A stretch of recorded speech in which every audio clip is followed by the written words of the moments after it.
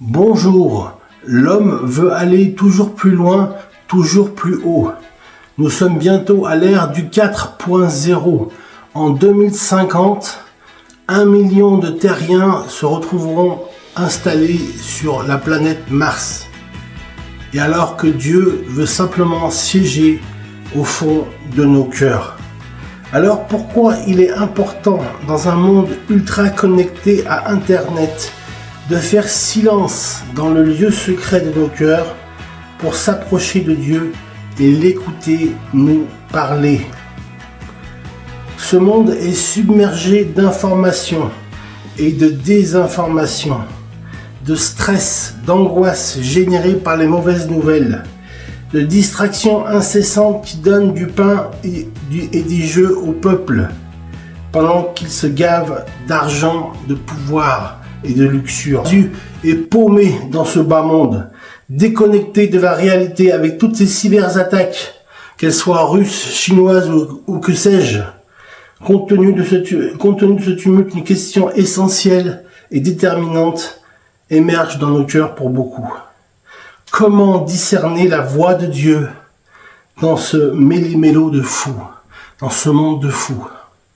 Tu aspires à une direction claire, mon ami, à un réconfort profond et à une connexion authentique avec quelque chose de plus grand. L'amour de Dieu. Car le cœur de l'homme a un vide, il est en forme de Dieu. Amen. La bonne nouvelle, c'est que ce n'est pas un rêve inaccessible. Dieu désire ardemment communiquer avec toi. Et il existe des voies accessibles à tous ceux qui veulent apprendre à reconnaître sa présence quand il veut nous délivrer un message, même au cœur du chaos moderne complètement azimuté. Que dit la Bible sur le bruit qui nous empêche d'entendre la voix de Dieu? La Bible, bien avant l'ère numérique, reconnaissait déjà les défis de l'écoute spirituelle. Le prophète Jérémie nous offre une clé puissante et vraiment intéressante. Vous me chercherez et vous me trouverez, dit Jérémie. Si vous me cherchez de tout votre cœur, de tout notre cœur, cherchant la face de Dieu. Jérémie, chapitre 29, verset 13. Ce verset souligne que le bruit qui nous éloigne de Dieu n'est pas seulement extérieur, mais aussi intérieur, à l'intérieur de nos cœurs. Nous devons faire silence à l'intérieur de nos cœurs et nous présenter devant la face de Dieu. Amen. C'est le bruit de nos préoccupations. C'est le bruit de nos préoccupations. De nos doutes, de nos désirs égoïstes, individualistes, qui brouillent et empêchent la fréquence et la clarté du message de Dieu d'être délivré dans nos cœurs. C'est comme si on vit dans le brouillard. C'est comme si on vivait dans le brouillard en permanence et dans l'aveuglement avec l'ivraie que met Satan sur nos pensées. Satan met des faux raisonnements, des mensonges, des choses qui ne sont pas vraies.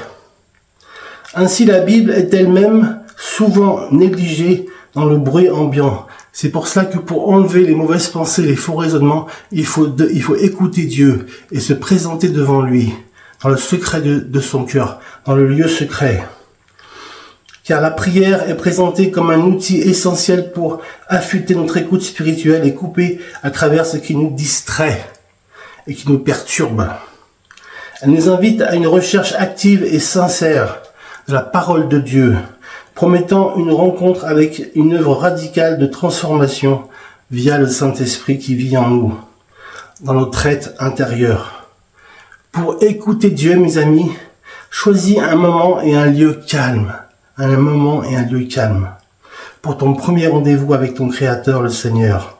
Dans ta voiture, dans ta chambre, dans un parc ou dans un lieu tranquille, un coin tranquille de ton salon, par exemple. C'est une invitation à sortir du bruit superficiel de l'agitation mondaine, du showbiz et des pouvoirs politiques qui attirent tant de gens et pour remplir leur cœur. Car le cœur de l'homme est avide d'amour. Et ces gens donnent de l'amour, mais l'amour n'est pas intensif, n'est pas parfait. Ce n'est pas l'amour de Dieu, c'est l'amour mondain qui est intéressé.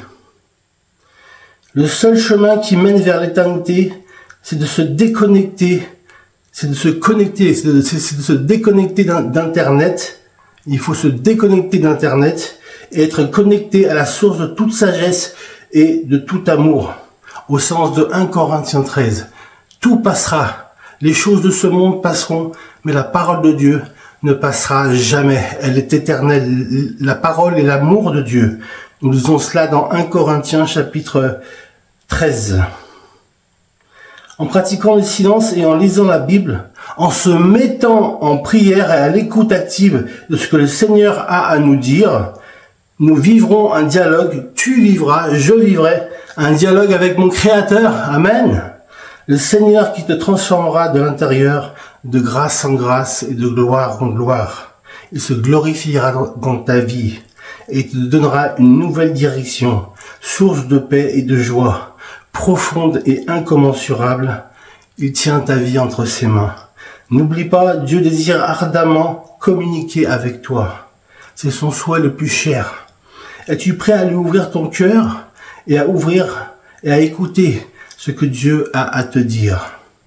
C'est vraiment ce que je te souhaite, mon ami, de vivre une vraie relation avec Dieu, avec Jésus pour ami. Jésus est ton ami et il t'aime. Sois béni. Merci Seigneur.